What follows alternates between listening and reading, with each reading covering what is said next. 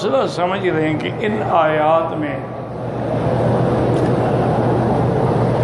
ایک مسئلہ تو یہ ہے کہ اللہ نے آسمانوں اور زمینوں کو 6 دن میں بنایا. اب 6 دن دنیا کے مراد ہے تو ہمارے سمجھانے کے لیے، کیونکہ جب آسمان زمین بنائے گئے نا، سورج تھا نہ چاند تھا، دن رات کا تو کوئی سوال ہی پیدا نہیں ہوتا. یعنی ہمیں سمجھانے کے لیے کہ جیسے تمہارے یہاں 6 دن ہیں اتنی دیر میں. اور ایک قول یہ ہے کہ نہیں، 6 دن سے مراد ہے آخرت کے دن، اور آخرت کا دن جو ہے وہ 1000 سنۃ مما تعدون، ایک دن جو ہے 1000 سال کے برابر. تو معنی یہ ہے کہ اللہ نے 6000 سال میں بنایا. اب یہ بات تو محقق ہو گئی کہ خالق اللہ ہے، پیدا کرنے والا اللہ ہے. وہ 6 دن میں بنائے، وہ 1 منٹ میں بنائے، وہ 6000 سال میں بنائے. یہ بات طے ہو گئی، ثابت ہو. دوسرا مسئلہ یہ ثابت ہوا کہ اللہ کی مخلوق میں سب سے بڑی مخلوق عرش، لیکن عرش بھی مخلوق ہے، اس کو بھی اللہ نے پیدا کیا، اور اس کے اندر کئی روایات ہیں کہ وہ سرخ یاقوت سے ہے، بعد میں اللہ کے لیے اس کو نور سے بنایا ہے، لیکن حقیقت کا علم صرف اللہ. لیکن عرش ہے، ثابت ہے عرش. حتیٰ کہ صحیح حدیث مبارک میں ہے میرے آقا نے رحمت دو جہان صلی اللہ علیہ وسلم نے فرمایا کہ سب سے پہلے جب قیامت ہوگی تو سب سے پہلے میری قبر کھلے گی اور میں اٹھوں گا. اور یہ بھی فرمایا کہ میں ایسے اٹھوں گا کہ حضرت عیسیٰ میرے ساتھ ہوں گے، ابو بکر میرے دائیں ہوں گے اور عمر میرے بائیں، علیہم الصلوات والتسلیم.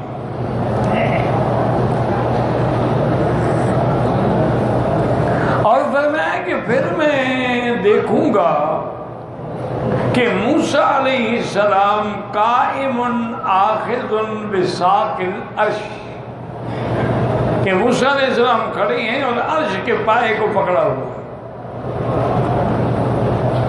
اور ساتھ یہ بھی فرمایا کہ اللہ عالم انہ افاق قبلی او لم یصعق، کہ بھی وہ جو قیامت کا ساقہ تھا، یا تو اس میں وہ بے ہوش ہی نہیں ہوئے یا مجھ سے پہلے ہوش میں آ گئے. اور ان کو یہ مقام کیوں ملا کہ وہ اللہ کے راستے میں بے ہوش ہوئے تھے. اللہ تبارک و تعالی نے موسیٰ علیہ السلام کو جب میقات پہ بلایا تھا، فخر موسیٰ صاعقا، جب انہوں نے سوال کیا تھا کہ یا اللہ مجھے اپنی رؤیت نصیب کریں، تو اللہ نے فرمایا تم نہیں دیکھ سکتے ہو، پہاڑ کی طرف دیکھو. فَإِنِ اسْتَقَرَّ مَكَانَهُ فَسَوْفَ تَرَانِي، اگر پہاڑ نے تحمل کیا تم بھی دیکھ لو گے. تو فَلَمَّا تَجَلَّى رَبُّهُ لِلْجَبَلِ جَعَلَهُ دَكًّا فَخَرَّ مُوسَىٰ صَاعِقًا، اللہ نے اپنی تجلی ڈالی تو پہاڑ جو تھا وہ ریزہ ریزہ ہو گیا، اور موسیٰ علیہ السلام جو تھے وہ بے ہوش. فلما افاق، جب ہوش آیا تو کہا سبحانک تبت الیک، تیری ذات پاک ہے، میں نے غلط سوال کیا، مجھے معاف فرما. تو حضور نے فرمایا کہ یا تو ان کو وہ بدلہ ملے گا کہ وہ بے ہوش ہوئے تھے، آج ان کو بے ہوشی نہیں ہوئی، یا مجھ سے پہلے ہوش میں آ گئے. تو معنی یہ ہے قائم آپ آخذ بساق العرش، عرش کی انہوں نے پایا پکڑا ہوا ہے، تو عرش کا وجود جو ہے وہ ثابت ہے. اسی طرح ایک حدیث مبارک میں ہے کہ کچھ لوگ ایسے ہوں گے قیامت کے دن کہ جب کوئی سایہ نہیں ہوگا، اللہ نے فرمایا تحت ظلی ہے، یعنی ظل العرش، وہ میرے عرش کے سائے کے ہوں گے. یوم لا ظل الا ظلہ، جس دن کوئی اور سایہ نہیں ہوگا. تو عرش حق ہے، اللہ کی مخلوق ہے، اعظم المخلوقات میں سے ہے، اور تمام آسمانوں سے بھی اوپر ہے اور آسمانوں سے بھی وسیع ہے، اس میں کوئی شک نہیں. اب استوا علی العرش کا معنی یہ ہوگا جیسے اللہ کی شان کو زیبا ہے، اس میں ہم یہ بحث نہیں کریں گے کہ کیسے بیٹھے ہیں۔ اور یاد رکھیں جتنے قرآن میں اللہ کی صفات ہیں، جیسے ساق بھی ہے، یوم یکشف عن ساق، اللہ کے ہاتھ کا ذکر بھی ہے، بل یداہ مبسوطتان، اللہ کی آنکھوں کا ذکر بھی ہے، فاصنع الفلک بأعیننا۔ تو ہمارا ایمان ہے کہ یہ سب حق ہے، کما یلیق بشانہ تبارک و تعالی۔ ہم اس کی کوئی مثال بھی نہیں دیں گے، انکار بھی نہیں کریں گے، اور تشبیہ، تمثیل، تکییف، تعطیل سے بری ہو کر نؤمن باللہ و باسمائہ و صفاتہ کما یلیق بشانہ۔ تو ایک مسئلہ یہ بھی ثابت ہو گیا۔ تیسرا مسئلہ ہے شفاعت۔ شفاعت تو برحق ہے، لیکن شفاعت اللہ کے اذن کے بغیر نہیں ہوگی۔ کیا جیسے کہ ہمارے بعض جاہلوں کا عقیدہ ہوتا ہے نا جی، وہ پیر جیسے چاہیں گے منوا لیں گے، یہ جاہلوں کا عقیدہ ہے۔ شفاعت قہری نہیں ہے، شفاعت درخواست ہے، عرض ہے، التجا ہے، اور وہ بھی اللہ حکم دیں گے تو عرض کریں گے۔ یوم یقوم الروح والملائکۃ صفا لا يتكلمون الا من اذن له الرحمن وقال صوابا۔ جس دن جبریل بھی، فرشتے بھی سب بنا کے کھڑے ہوں گے، اللہ کے دربار میں کوئی بات نہیں کر سکے گا مگر وہ جس کو اجازت بھی ہو اور بات بھی صحیح کرے۔ اس لیے یاد رکھے شفاعت حق ہے، شفاعت فرشتے بھی کریں گے، شفاعت انبیاء بھی کریں گے، شفاعت اولیاء بھی کریں گے، شفاعت علماء بھی کریں گے، شفاعت حملۃ القرآن الکریم بھی کریں گے، اور سب سے بڑی شفاعت جو ہے وہ حضرت محمد صلی اللہ علیہ وعلا آلہ واصحابہ وسلم تسلیما کثیرا۔ شفاعت کبریٰ بھی حضور فرمائیں گے، اور اس کے بعد بھی شفاعت فرمائیں گے۔ شفاعت کبریٰ کا کیا معنی ہے کہ جب ساری مخلوق آدم علیہ السلام کے پاس آئے گی اور وہ جواب دے دیں گے، نوح علیہ السلام کے پاس آئیں گے، وہ جواب دے دیں گے، کہیں گے نفسی نفسی نفسی انی خشیت علی نفسی، مجھے تو خود ڈر ہے کہ اللہ پوچھ لیں کہ تم نے بیٹے کے بارے میں بخشش کیوں مانگی تھی۔ اسی طرح حضرت موسیٰ علیہ السلام عیسیٰ علیہ السلام کے پاس آئیں گے، سب جواب دے دیں گے، سب یہی کہیں گے نفسی نفسی نفسی، اور حضرت عیسیٰ علیہ السلام آخر میں کہیں گے فاتو محمد صلی اللہ علیہ وسلم، تم سب لوگ اللہ کے نبی حضرت محمد مصطفیٰ کے پاس جاؤ۔ حضور فرماتے ہیں سب کی ساری مخلوق باشر میں میرے دروازے پہ آئے گی، اور جب آئیں گے تو میں کہوں گا انا لہا انا لہا انا لہا، اس شفاعت کے لیے میں ہی مستحق ہوں، اس شفاعت کے لیے میں ہی حقدار ہوں۔ فرمایا اس کے بعد میں آؤں گا فاخر تحت العرش سجدا، اللہ کے عرش کے نیچے میں سجدے میں گر جاؤں گا۔ علمنی محامد الذی لم یعرفنی الآن، اللہ مجھے حمد سکھلائیں گے، ایسے محامد جو مجھے آج علم نہیں ہے، ان محامد کے ساتھ اللہ کا حمد کروں گا۔ اس کے بعد شفاعت کے لیے عرض کروں گا، حکم ہوگا ارفع رأسک یا محمد صلوۃ، اے میرے پیارے نبی اپنا سر اٹھائے، مانگو کیا مانگتے ہو۔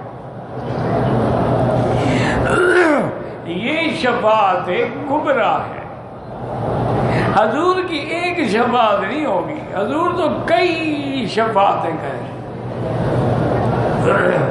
اس لیے جب یہ آیت اتری وَلَسَوْفَ يُعْطِيكَ رَبُّكَ فَتَرْضَىٰ، میرے محبوب رب تیرا تمہیں اتنا دیں گے کہ تجھے راضی کر دیں گے۔ حضرت علی رضی اللہ تعالیٰ جب کوفے میں تشریف لے گئے تو فرمایا کہ تم لوگ سمجھتے ہو کہ قرآن پاک میں امید دلانے والی آیت جو ہے لا تقنطوا من رحمت اللہ ہے، لیکن ہم اہل بیت رسول اللہ سمجھتی ہیں ارجا آیتن فی کتاب اللہ، اللہ کے قرآن میں سب سے زیادہ امید دلانے والی یہ آیت ہے وَلَسَوْفَ يُؤْتِيكَ رَبُّكَ فَتَرْضَىٰ۔ تو انہوں نے پوچھا کیسے حضرت؟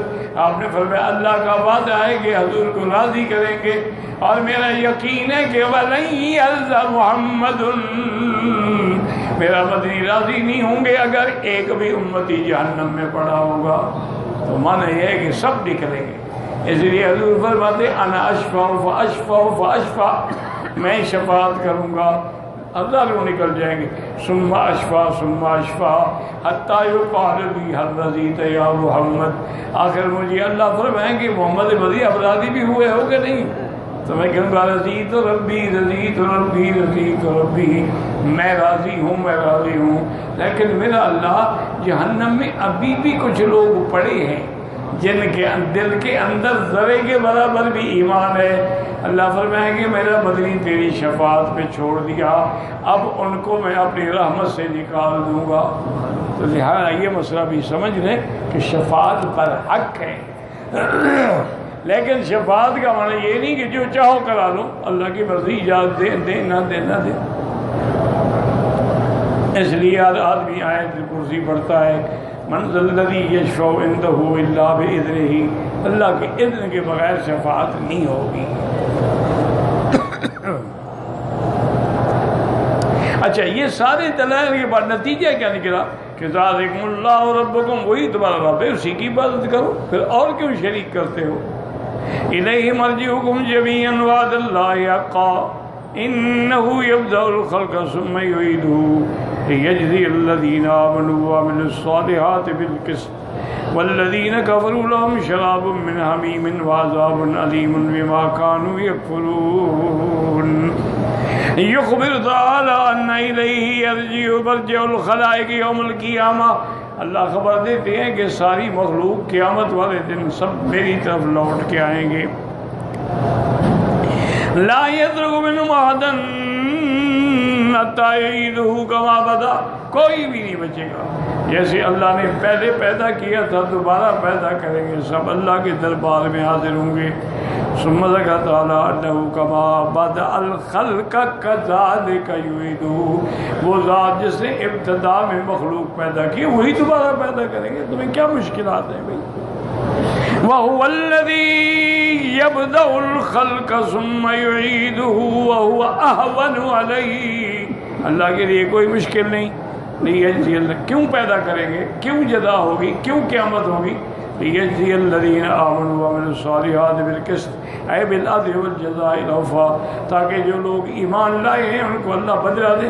اگر قیامت نہ ہو، حساب کتاب نہ ہو تو پھر اچھی بات ہے، جانور بھی کھا کے مر جائیں، ہم بھی کھا کے مر جائیں، نہیں، قیامت میں بدلہ بھی دے گا۔ والذین کفروا لهم شراب من حمیم وعذاب علیم بما كانوا یکفرون، کافروں کے لیے کھولتا ہوا پانی جو ہے وہ پینے کے لیے ہوگا اور دردناک عذاب ہوگا، بسبب اس کے جو انہوں نے اللہ سے کفر کیا، بسبب کفرہم یعذبون یوم القیامت انواع العذاب، قیامت کے اندر مختلف انواع عذاب سے عذاب دیے جائیں گے، من سموم و حمیم و ظل من یحموم، سخت قسم کی ہوائیں، گرم ہوائیں بھی ہوں گی، گرم کھولتے ہوئے پانی بھی ہوں گے، اور ایسا سایہ ہوگا جیسے دھواں جہنم کا، معلوم ہوگا سایہ، وہ سایہ تو نہیں ہوگا نا۔ فرمایا ھذا فلیذوقوا حمیم وغساق وآخر من شکلہ ازواج اے ہذہ جہنم التی یکذب بہا المجرمون یطوفون بینہا وبین حمیم آن، اور ان کو کہا جائے گا یہ وہ جہنم ہے جس کا تم انکار کرتے، اب اپنی آنکھوں سے دیکھ لو۔ اللہ اجرنا من النار واللہ اعلم۔